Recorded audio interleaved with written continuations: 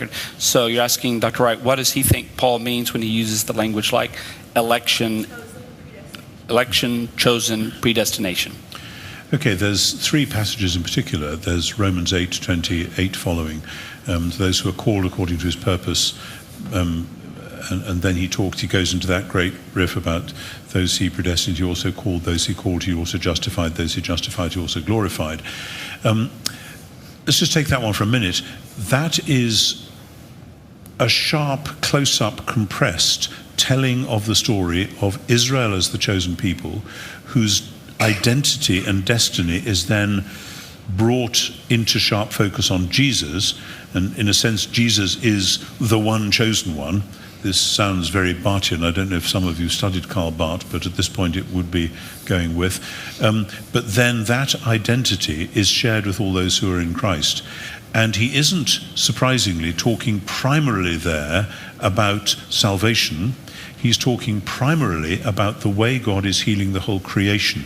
There's a danger. You see, what has happened in so many theological circles over the years is that people have come to the texts assuming that it's really saying, how do we get to heaven and what's the mechanism and how does that work? And if you do that, interestingly, many exegetes will more or less skip over Romans 8:18 through 26, 7-ish, which is about the renewing of creation when humans are glorified, i.e. put in charge. That's the actual subject of the passage. That's not to say there isn't a mystery there, but Paul isn't addressing it, and we have to be a bit careful about pushing him into a corner where he just hasn't gone.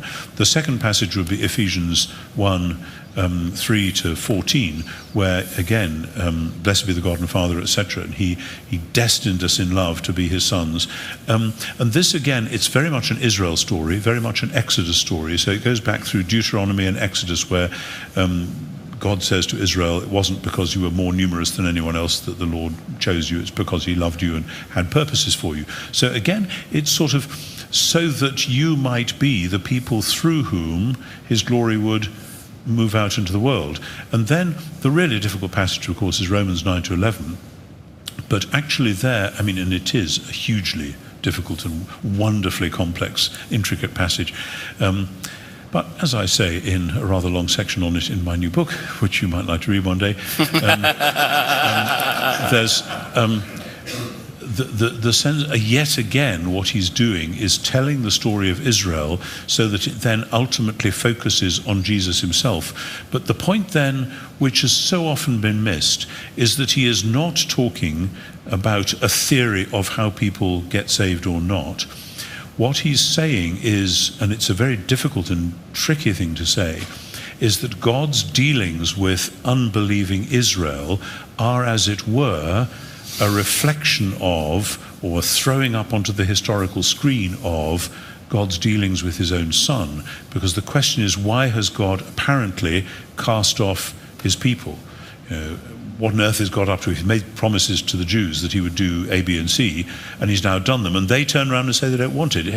Does this mean the word of God has failed? And Paul develops this very careful and subtle picture in which he says, no, actually, even this too was part of God's plan, because by their casting away, salvation has come to the Gentiles. If Israel had believed straight off the top, then actually any Gentiles coming in would have had just to be part of Israel, whereas the point, as he says at the end of Romans 11, is that God has subjected all to disobedience so that all who come, it might be by mercy. And so he's exploring the very strange ways in which the Christ-shaped, cross and resurrection-shaped pattern of salvation has actually been writ large into the story of Israel. The danger, as I say, is that so much Western theology, medieval and post-medieval Reformation, has pulled back from thinking about Israel at all. You can read many works in that tradition that just don't deal with the question of Israel. But if you take that out, it looks as though he's producing an abstract theory of predestination. This isn't to say that there isn't a mystery, because there is a mystery. Because, I mean, as I said in a group before today, I'm not a universalist. I do think it's possible for people to say no, and for God, as it were, to honour that no, even though that's always strange and dark and kind of chaotic and tragic. But I don't think at any point in the scriptures are we given an answer to the question we want to ask. If God is a puppet master, why is he pulling these strings and not those strings? And the answer is actually that's not what it's like. God is not a puppet master. We are humans. We are in his image, and it's more subtle and complicated than that. Okay. Sorry, Right